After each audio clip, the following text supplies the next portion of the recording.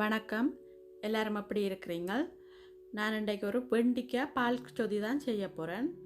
அது ரொம்ப சுலபமாக செய்யலாம். அது எப்படி செய்கிறதுன்னு பார்ப்போம். அதுக்கு என்னென்ன தேவையான்னு பார்ப்போம். நான் 12 வெண்டிக்காய் எடுத்து உப்பும் மஞ்சளும் போட்டு கழுவிட்டு இப்படி சின்ன சின்னனாக வெட்டி இருக்கிறேன். ஒரு வெங்காயம் எடுத்திருக்கிறேன். பாதி தேசி புளி எடுத்திருக்கிறேன்.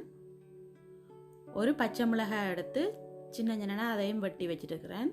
ஒரு உள்ளிப்பல்லு, கொஞ்சம் கருவேப்பிலை எடுத்திருக்கிறேன்.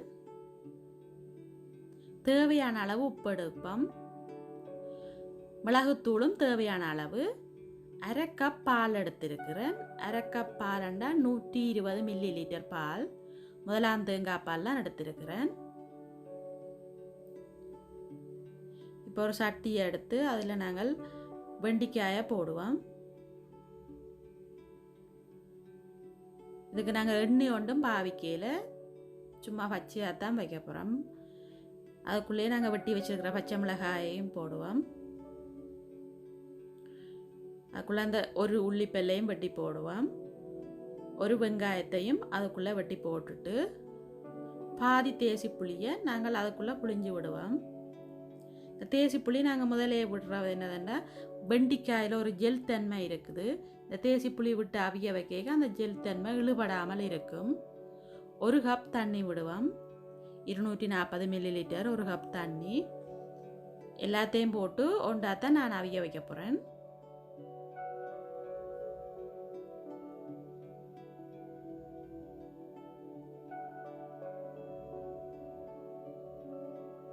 இப்போ நாங்கள் இதை அடுப்பில் வச்சு 10 நிமிஷம், 10லேருந்து ஒரு 15 நிமிஷம் அவிய வைப்போம். வெண்டிக்காய் நல்லா அவியவும் கூடாது, ஒரு முக்கால் பதத்தில் இருக்கணும். நல்லா அவிஞ்சி தண்டா அந்த களி மாதிரி வந்துடும். அப்போ சாப்பிட ஒரு மாதிரி இருக்கும். இப்போ இது 15 நிமிஷமாக அவிஞ்சிட்டுது. இது நல்லா அவியலை வெண்டிக்காய் ஒரு முக்கால் பதத்தில் இருக்குது.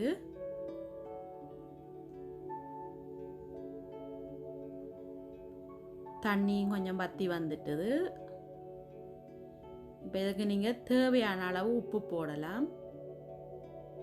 உப்பு உங்களுக்கு ஏற்ற மாதிரி போடலாம்.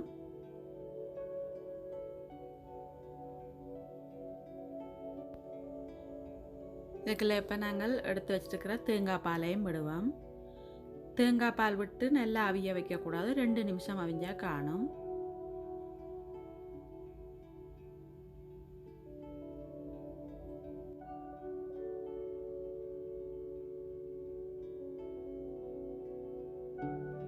இப்போ 2 நிமிஷம் ஆச்சுது.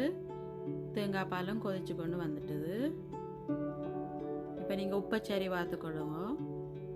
உப்பு பத்தாடி போடலாம். இப்போ இதுக்குள்ள நாங்கள் தேவையான அளவு மிளகுத்தூளும் போடுவோம்.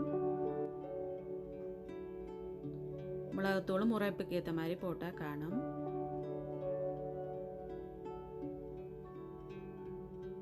இப்போ நாங்கள் எடுத்து வச்சிருக்கிற கருவேப்பிள்ளையும் போட்டு அடுப்பை நிப்பாட்டிடுவோம். நல்ல ஒரு சூடான வெண்டிக்காய் பால் சொதி ரெடி ஆயிட்டுது.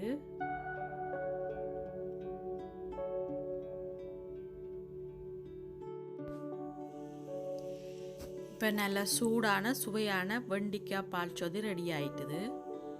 இதை நீங்களும் வீட்டில் செய்து பாருங்க.